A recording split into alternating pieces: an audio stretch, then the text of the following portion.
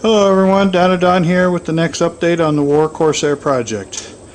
Okay, I wasn't expecting it, but last week's video, for some reason, YouTube has been promoting it or passing it around, but it's been crazy on the exposure that video has gotten.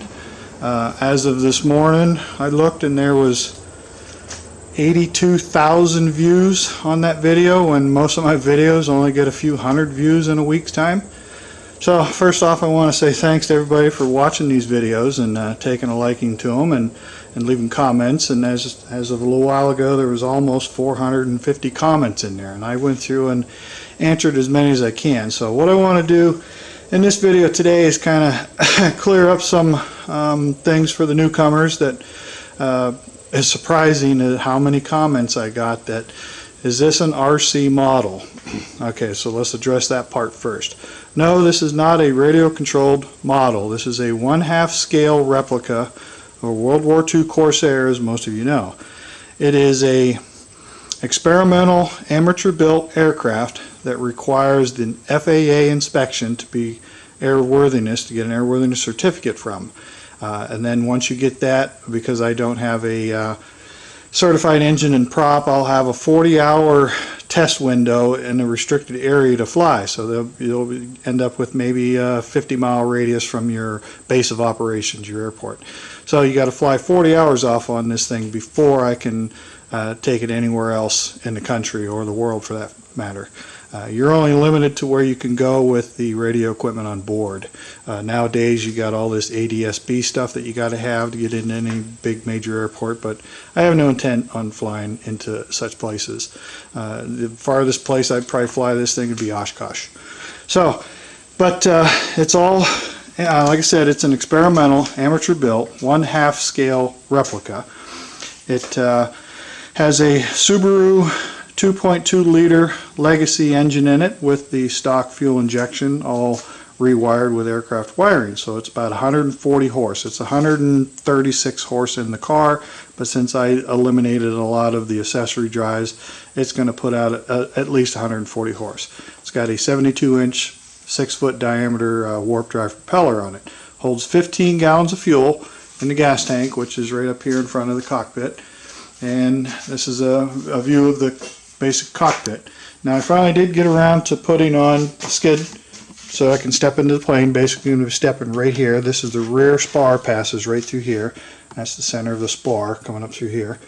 So you're going to step here. There's the metal truss assembly under the wing right about in here. So when you get in this plane, this is where you got to step. You can't step on these. I'm going to put no step stickers on here in white on these two and the other two.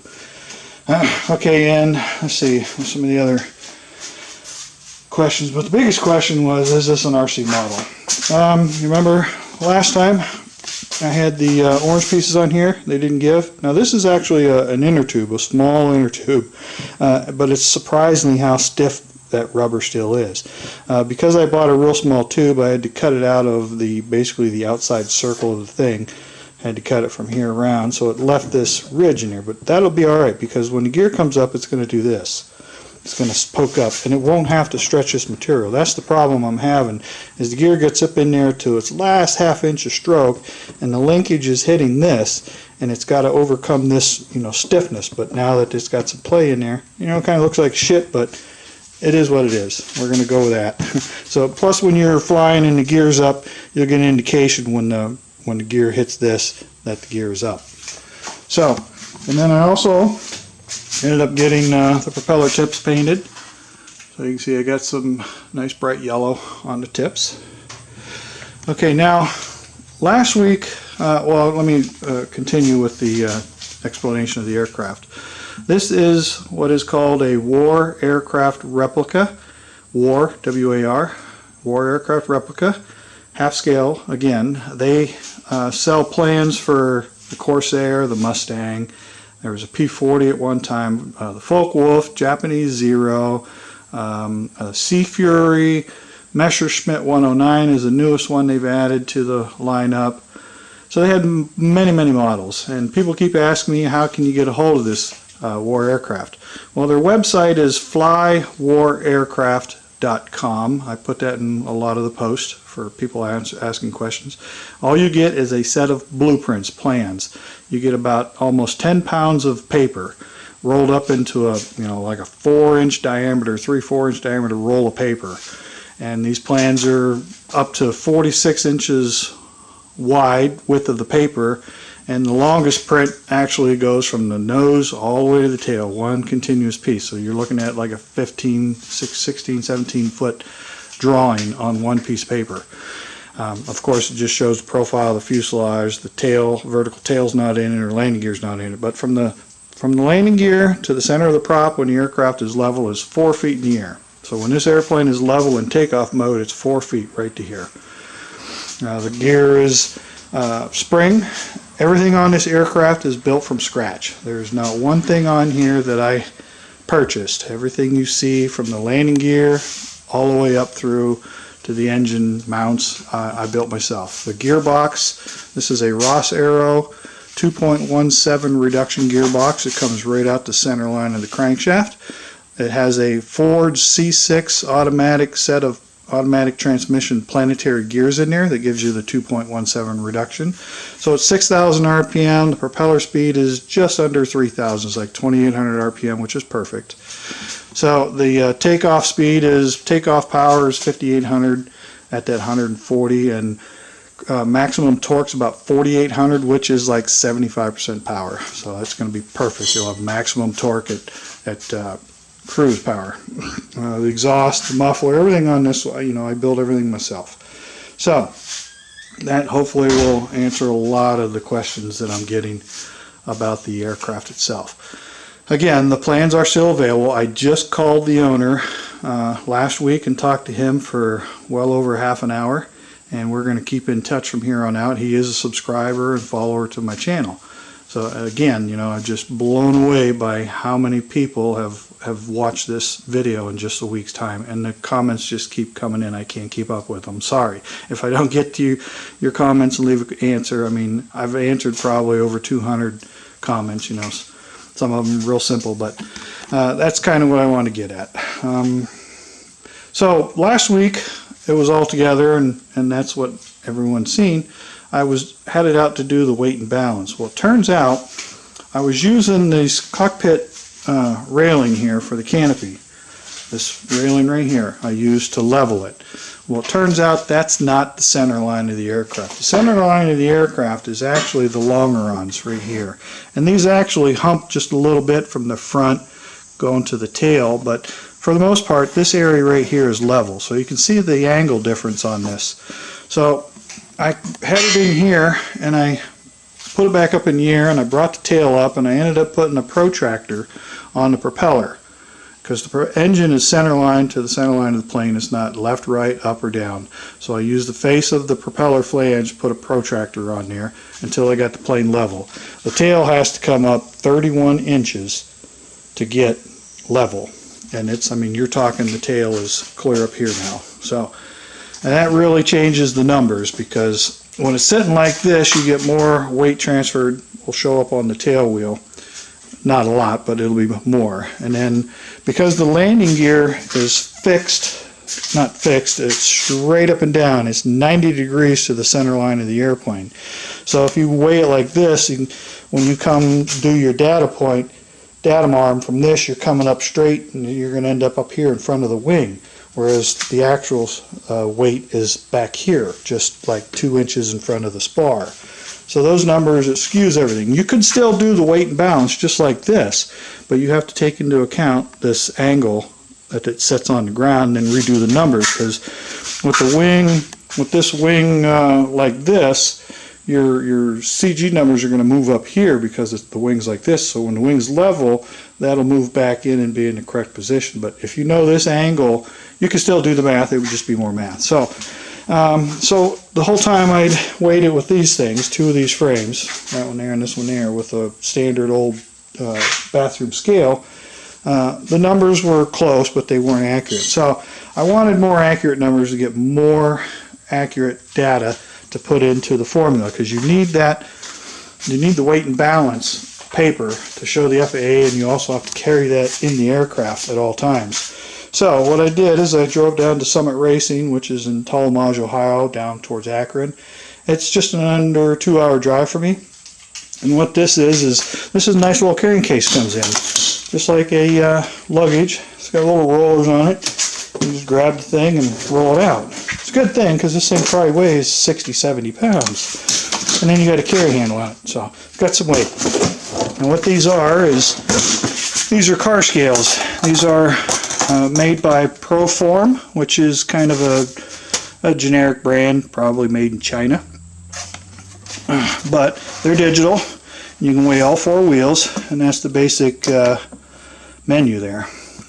It'll tear out, but it won't have any readings. It'll all be 0. So the numbers are bad. Like this would be like on a car, be left front, left rear, right rear, and then your total weights. So until these are plugged in, once these are all hooked up, these will all 0 out and everything will be 0. And then you can select, there's a backlighting on here, which is new. And then you can go through the different types of weights. You can go to kilograms or pounds. It's pounds. Let's see. Yeah, there's kilograms. Kilograms and pounds. So I ended up buying this. This is the least expensive set I could find. And these were just over $800. And these are the plates. They're all nice cast aluminum. And you can see it's got these little dots on there. Your tire should be centered to here and centered to here. So basically you want you to put the weight right here. These dots. So by using these now, I've got a more accurate weight. So what I did is I was able to take these scales, put them under the plane in the garage here.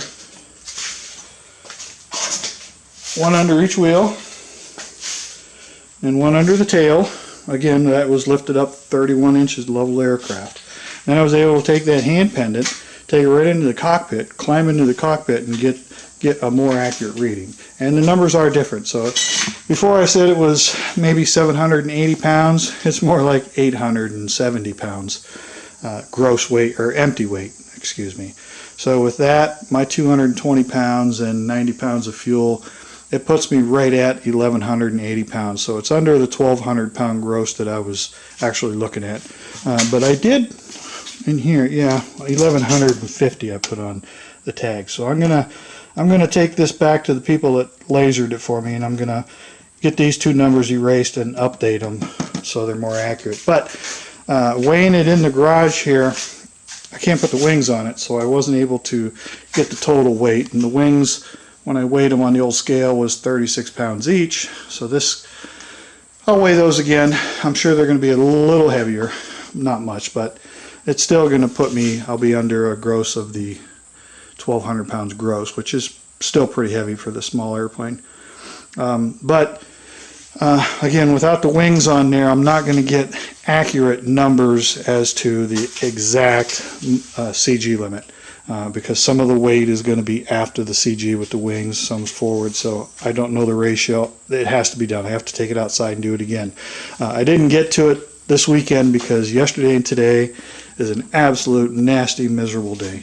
It's got to be like 90 degrees and the humidity is through the roof. And this morning I went to a Mustang car show, so I was over there for several hours, and I was just sweating my ass off. There's no way I'm going to do any work in this, and it's going to be like this for another 2, maybe 3 days, so I'm not going to get anything done. And then this weekend coming up, we have my local experimental aircraft chapter is sponsoring or hosting the EAA's Ford Tri-Motor this weekend. So I got to go up there. It'll be here Thursday, Friday, Saturday, and Sunday. So Friday I'll be there in the morning, then I have to work in the afternoon, but I'll be there pretty much all day Saturday, all day Sunday, 9 to 5 to help with the handling of that. So I'm not going to be able to get anything done next week, and with this weather the way it is, I'm not going to get anything done next couple days. I've really literally just been in the house crunching weight and balance numbers, and what I ended up doing was I back engineered to find out where the arm, the moment is for the arm from the propeller hub to the CG of the pilot and to the CG of the gas tank. Gas tank's pretty easy. I just basically measure because the center of the tank is literally right at the center of the opening. So you're looking at 40 inches from here to the prop flange. And from the prop flange to me in the airplane with the numbers that I got when it was all correctly leveled, I came up with 66 inches. So now I've got an empty weight when the aircraft is completely empty without me in it, no fuel, and the aircraft level, the CG is actually 2 inches in front of the minimum forward CG of 49 inches. It's 47 inches, so it's nose heavy with no pilot. And then with the pilot in there, me in there, it moves it back. With full fuel, move back. I took the battery out of the back and just set it on the cowling to move it up front to favor, because I was looking at a rear heaviness too far aft. But turns out, even if I leave the battery in the back and the aircraft is empty and I'm in it, I'm right on the rear CG limit. So I think it's actually probably a little best, but again, that's without the wings. So I got to recrunch all the numbers when I take it back out. But I'm going to put the battery right here on the firewall. I do have room to mount it inside against the firewall, and that's you're talking a 6-foot move there. So that 14.5-pound battery really throws the arm off. But anyway, with the battery up front, full fuel, I'm well into the CG. It's perfect. I don't have to do anything to it. So just moving the battery, and once I get the wings on, reweigh it all, I won't have to touch a thing. It'll be ready to fly. So that's going to be basically it for this week's. What I was using for leveling the plane was this one here. It's the protractor for setting a warp drive prop. When you buy a warp drive, you generally get this with it. So I use that to find my zero reference vertical.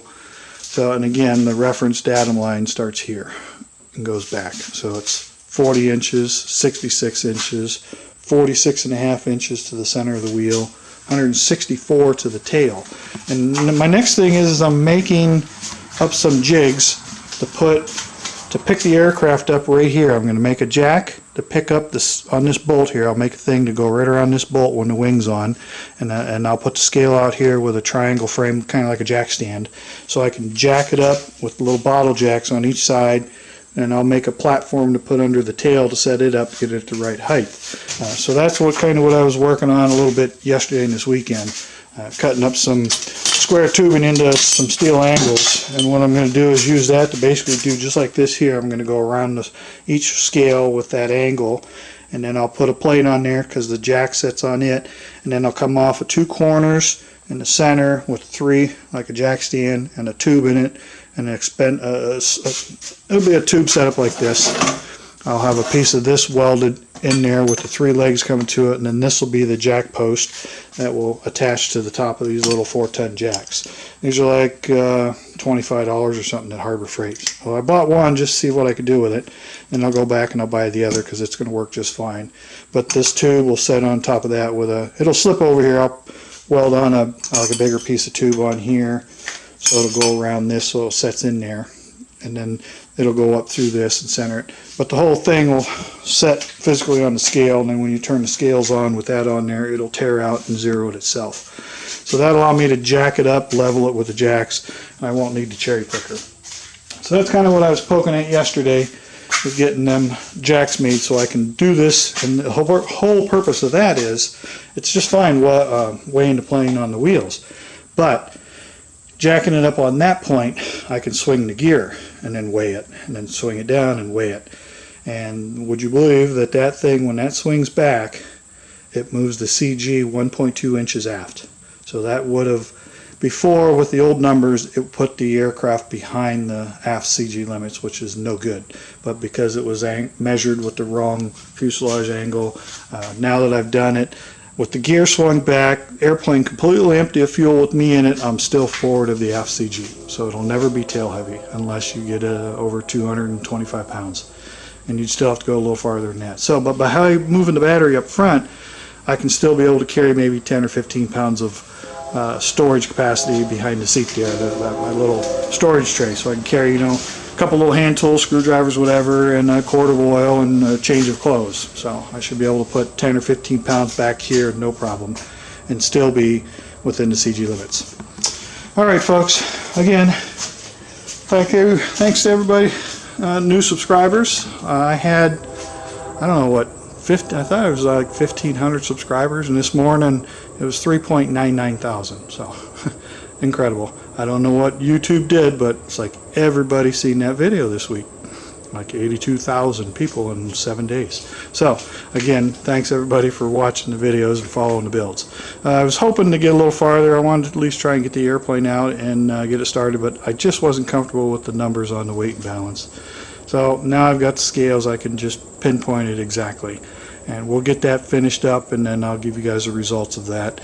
And then we'll get this thing out and get it completely weighed, and then I'll get some fuel in it, and we'll do a run up, and you guys can see that. And then I think basically it's just getting the FAA up here, just button down a couple last little things, and we should be good to go, folks. And it's going to be a slow process. It's not going to be a down and dirty, get it to the airport, put it together, and take off and fly. It's not going to happen. I'll be out there probably for weeks just doing taxi and ground handling and getting it up to speed and down to speed, getting it up to speed where the tail will lift, and getting used to it, ground handling. And then there's the big, I knew it was going to do it, but the debate on the toe in, toe out thing. A lot of people talking about, oh, on models, they get real squirrely. Well, on a model, you got to understand that the toe out on this airplane, you take the length of the plane. From a book I had of a guy building this airplane, he said it's 169 inches was the number, and then you have to times that by 10. So theoretically, with those wheels towed in, as you draw a line from each center wheel out, they will cross at 169 inches times 10, so you're looking at 16,000. But anyway, it's like, I don't know how many, 140 feet out in front of you is where the crossing of the wheels intersect. You're only talking, that's an angle of about 1 degree. So this wheel is only towed out a degree, and you can hardly even see that. So as far as the ground handling, it's not going to be, like going left and right from one extreme to the other. And if you're trying to compare that to an RC model plane that may be 3 feet long, and the cross point on that is still out like 30 feet ahead of you, and you were trying to dial in a little bit of toe in on a model airplane, it's going to be way less than 1 degree of angle. So, I mean, it doesn't scale out the same, So, the argument of toe in, toe out, we'll see. But I don't think it's going to be a problem. I've read many forums of people discussing toe in, toe out, and the main majority of the people say just put the wheels as straight as you can make them. Why? Because toe in only enhances a ground loop. Once that airplane starts turning for any reason, the wind hits it or you hit something, the plane turns a little bit, and you start turning, weight rolls onto that wheel's pointed in, it's just going to increase that turn exponentially as it goes. The faster it's going, the faster it's going to turn on you. With toe out, it can't do that. It'll try to pull it out to the right, and it'll roll back over, and you'll have better stable control. So, all right, that's my idea, and that's what I'm sticking to. Okay, folks, we're going to call this one short. I got to get the hell out of this heat. It is nasty out here. Been a beautiful day, but nasty. All right, as always, feel free to leave any comments, questions, concerns, and like, share, subscribe. It's just incredible what I got this week. So we'll see if it stays that way for a while or not. All right, folks, this is going to be it for the week. Again, next week I may or may not have anything. I'm still going to be working on this balance thing. I may try and get my frame build up for to pick the plane up so I can cycle the gear, but as far as getting it outside, and it takes 2 people to get these wings on, and I need a lot of time to do that, to mess around. So I may or may not have it done next weekend, but I'll try and get these jacks made so I can at least I can do the swing test in here. I don't have to be in. I just need to swing it, weigh it before and weigh it after, and then see what the moment change is. See if it's still about 1.2 inches. And then I can crunch the total numbers. All right, folks, for like the 3rd time now, I guess. We'll catch you guys next week. And again, thanks for watching. This is Dino Don out.